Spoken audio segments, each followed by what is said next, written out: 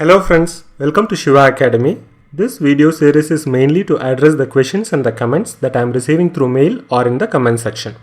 As a continuation of that, here is a comment I have received in the last video where we have discussed about how to check two strings are anagram of each other using the summation of the ASCII characters of each character in the string.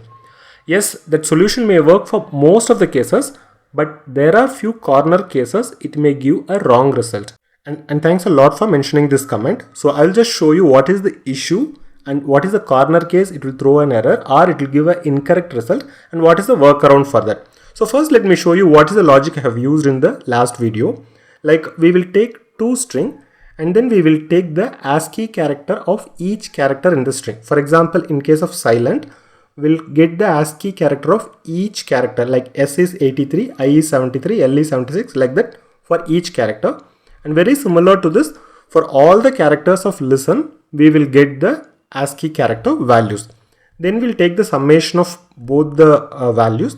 Then we'll say if the summation of the ASCII characters are same, then we can say that two strings are said to be anagram of each other.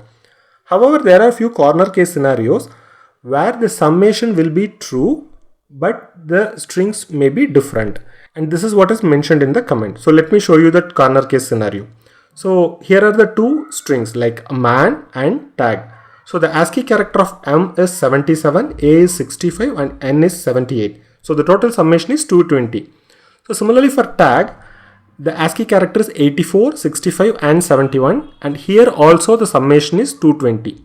Even though the summation is exactly same for both these strings, but these two strings are not anagram of each other. So this is the problem. Then yes, there are few corner cases, so the logic may fail when we use the ASCII character. So what is the workaround? Yes, instead of ASCII character, we can use another function called ora hash, which will give the hash value for the expression. So the problem of using ASCII character is the ASCII character is a continuous sequence of number starting from A to Z. For A it will be 65 and for every character it will keep incrementing one by one till Z. Whereas the ora hash function is not a continuous, it will just give a discrete number for each expression. So that's what I'm going to show you now. So let's first see the existing problem. So I'm taking the string man. So let's say the ASCII value of M. Okay, similarly, so let me just say, so the ASCII character of M is 77. Let's say ASCII character of A. Similarly, ASCII character of N. Yes. So now let's use the another string also, tag. TAG. So the ASCII character of T, A and G. Let us take the summation also.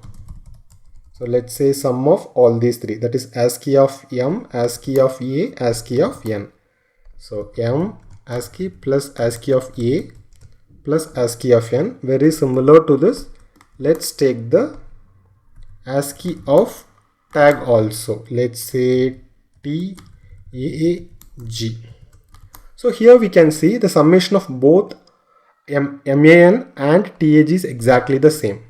Okay, so now instead of this, what I'm going to do is I'm going to use the ora hash function. Let's say instead of ASCII, I'm going to say ora hash. Ora hash. So here also let's say ora hash, ora hash.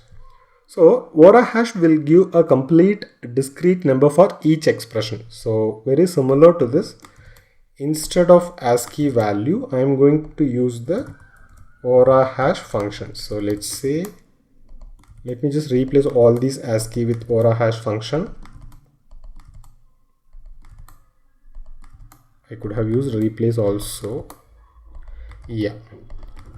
So now if you can see, the ora hash, the summation of ora hash is completely different. So maybe we can use this ora hash instead of the ASCII value to check whether the two strings are anagram of each other. So the possibility of getting this kind of a corner case error scenarios will be very less. Okay, now let me show you the ora hash number. Why I am preferring the ora hash rather than ASCII is, ASCII is a continuous number as I told. Let me show you the ASCII and ora hash number for all the characters. let's say we have like 26 alphabets, so dual connect by level less than or equal to 26. So I'll just print the character and its ASCII number and its Aura hash number. So let me say 64 plus, because the first ASCII number is 65 for A.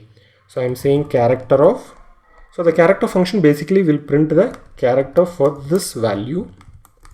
So we can say starting from A till Z. Now for this character, let us print the ASCII value. So as we already know that the ASCII is of A is 65 till 90. Now let us print the Aura hash for this character, that is A. So for Aura hash value is some discrete number. You can see here it is not a continuous sequence like the way ASCII number. So this is one of the reason why we are having this kind of corner case issue. At least by using this Aura hash, we will be able to avoid. And thanks a lot for mentioning this comment. If you want any questions to be answered, you can post it in the comment section or you can drop to this mail ID. But before that, you can check whether a similar question has already been answered as part of the subscriber question series or as part of the interview question series. If you're not able to find your question here, please write back to me. I'll be happy to record and post as a new video. If you've learned something new, please like this video, subscribe and stay tuned for new feature video, interview question, SQL practical question and concept videos. And thanks a lot for watching this video. Please click the bell icon if you want to receive instant notification whenever new videos are uploaded into this channel. Thank you.